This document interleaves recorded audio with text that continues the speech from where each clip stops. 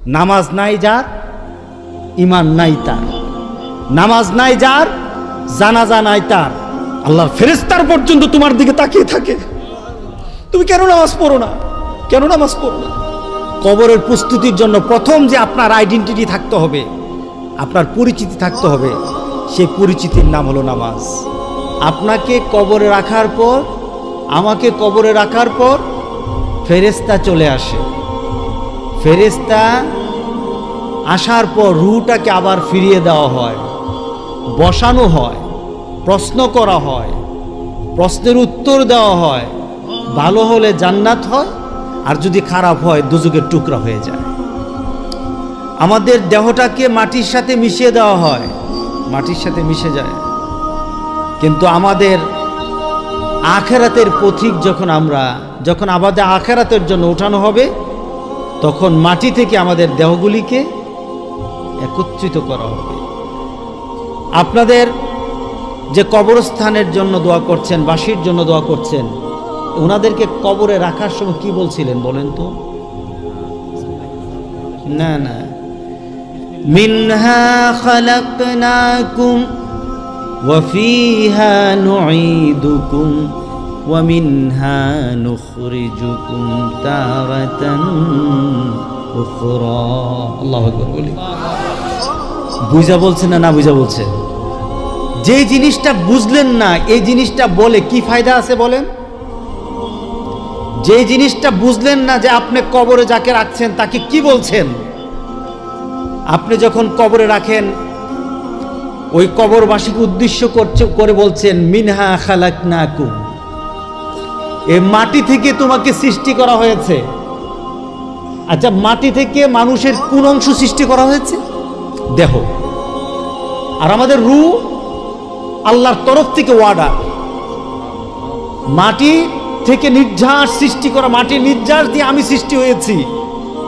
এর জন্য আপনি যখন কবরে রাখেন তখন আপনি বলেন মিনহা খালাকনাকুম। সুবহানাল্লাহ বললেন না?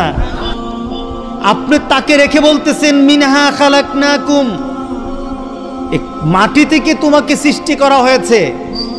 যখন তাকে বলছেন মাটি থেকে সৃষ্টি করা হয়েছে, তখন তার সাথে কি রূহ আছে? তাহলে আপনি কি বলতেছেন? কারে বলতেছেন? মাটিকে বলতেছেন।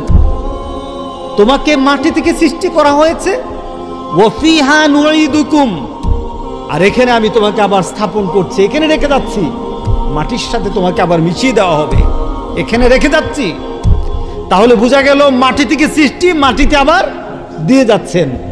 শেষ না, ওয়া ফিহা নুঈদুকুম ওয়া মিনহা নুখরিজুকুম, আবার এই মাটি থেকে তোমাকে উঠানো হবে। সুবহানাল্লাহ বলেন না? তাহলে আপনাদের রূহ গেল কই? আপনারই তো প্রমাণ যে শুধু রূহ নিয়ে উঠবে না, দেহ নিয়েও উঠবে।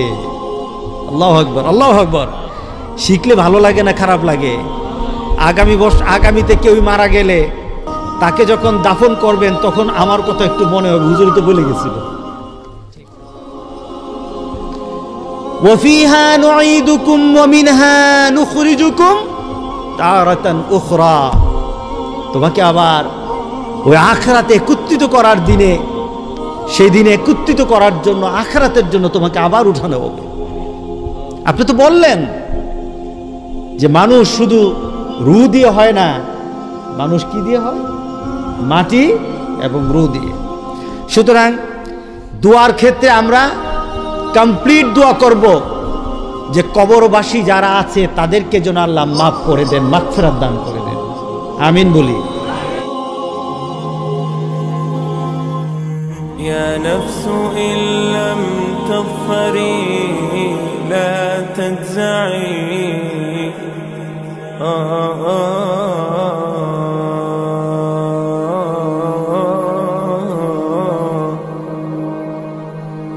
يا نفس إن لم تظفري لا تجزعي وإلى مواد